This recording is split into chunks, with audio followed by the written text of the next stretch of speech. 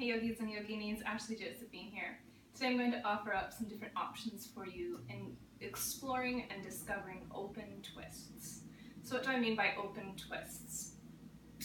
Normally when we do twists, we are twisting the body to constrict it. And the idea behind that is that when we twist the body and we constrict all of the digestive organs and everything that is located within this cavity, our torso, we are constricting all of that, and the benefit really comes from opening up.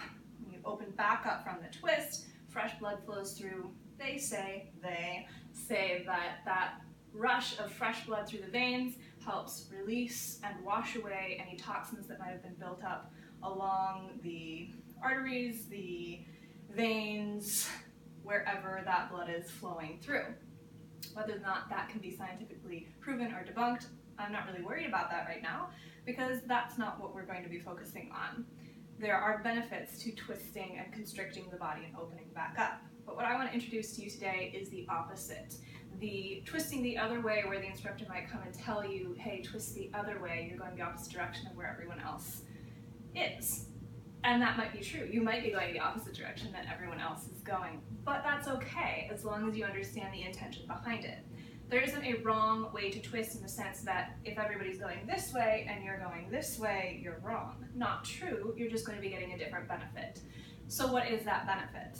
When you're twisting this way, you're really focusing on constricting everything here, and at the same time creating as much space as you can to get as much blood flowing through that constricted space. When you twist in the opposite direction, the constriction is no longer happening right here, but you are really focusing on this middle upper back area in between the shoulder blades, opening up in the shoulders, in the chest, in that back area, which can be very beneficial for people who feel like they've got a lot of constriction or stuckness in that back area in between the shoulder blades. And I see that a ton with my clients who feel really tight and immobile and restricted in their movement in that area. So let's look at this in some different postures. We're going to start standing up in what you might know as chair pose, Utkatasana.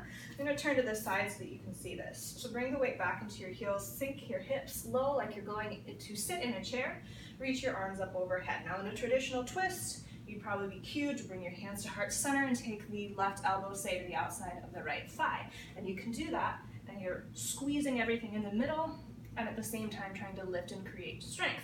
Then when you release, all that fresh blood flows through, feels really nice, great for the spine. But let's look at it going the other direction. So instead of bringing your left elbow to the outside of your right thigh, stay lifted in the chest, bring your left hand behind you and your right arm open. And ooh, I even felt that in my spine, a little bit of noise there as I started to access this space in between my shoulder blades.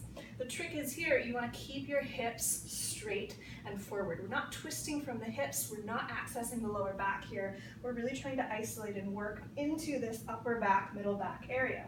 Really reach back through the hand behind you in opposition to the hip, and reach forward through the hand in front of you and lift the chest up.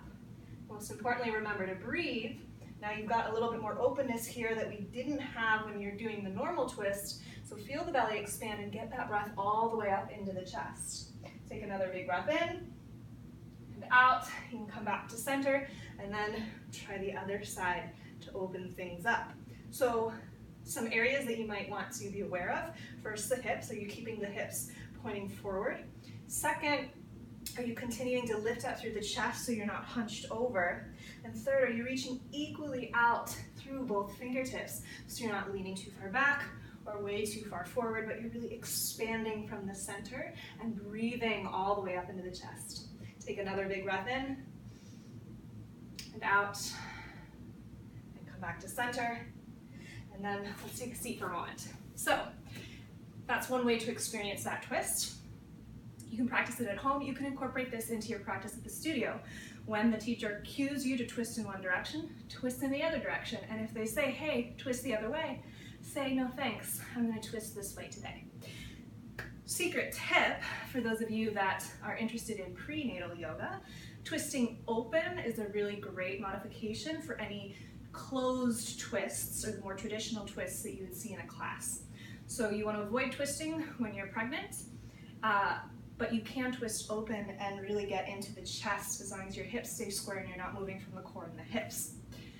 But I always recommend for pregnant students, go to a prenatal class, learn all those rules.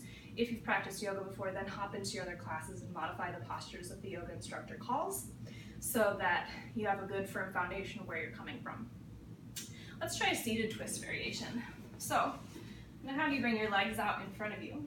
Now, a traditional seated twist that you might see is to, we'll start on the right side, bring the right foot to the outside of the left thigh, right hand comes behind you, reach the arm around, twist here. Great, same thing happening that we talked about before in the standing position. Well, what happens if you bring your right foot to the outside of the left thigh, but you bring your left hand behind you, and your right hand comes to the inside of the left leg.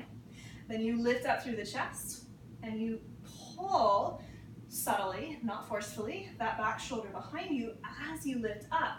You start to open up through this space right in between the shoulder blades.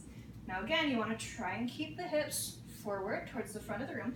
There might be a little bit of movement in that lower back that you will feel depending on how your low back articulates with your middle back, and that's okay, but you want to keep both hips grounded. You want to keep breathing. Take a big breath in and a big breath out. Now my hand behind me is way behind me, but what I see often are people leaning back like this.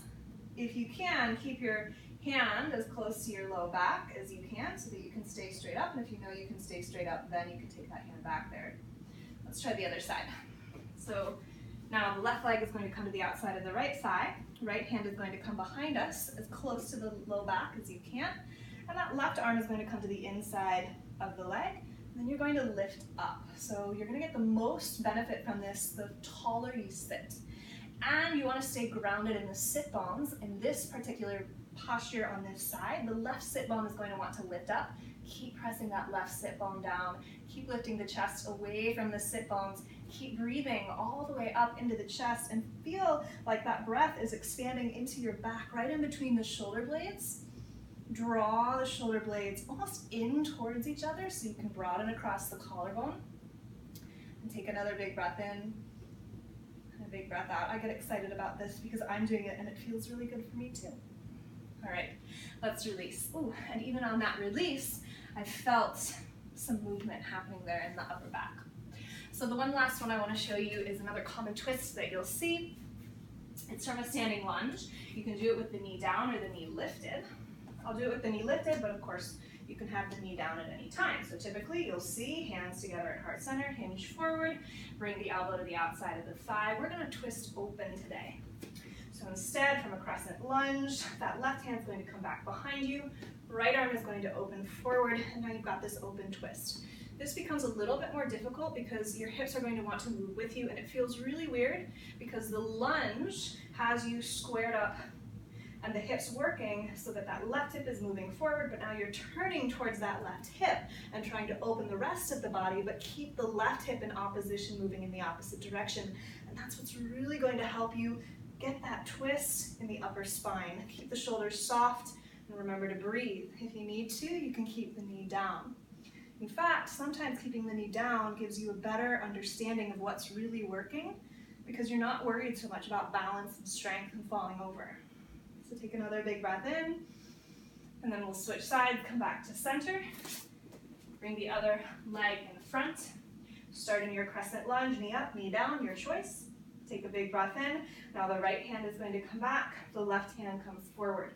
Try and keep the right hip moving forward, the left hip pulling back. Strong and grounded through the legs, open and expanded through the arms. Soften the shoulders, big breaths in and out. Try and reach equally through the hands without leaning forward or back. It's more of an energetic cue. You can gaze wherever it feels most comfortable on your neck. If it's comfortable to gaze all the way out over your thumb, you can. If you'd rather gaze forward, you can. It's just going to depend on the mobility and flexibility of your shoulders and your spine.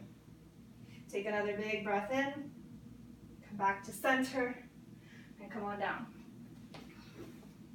So, those are 3 different options for you to take open twists to focus on the immobility or stuckness, or I have one client that says what feels like just a brick that is located in this upper back area. If you need to access that, try these open twists to open up that upper part of the back.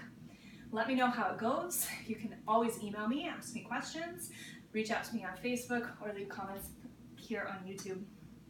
Again, my name is Ashley Josephine. I hope to see you on or off the mat again soon. Namaste.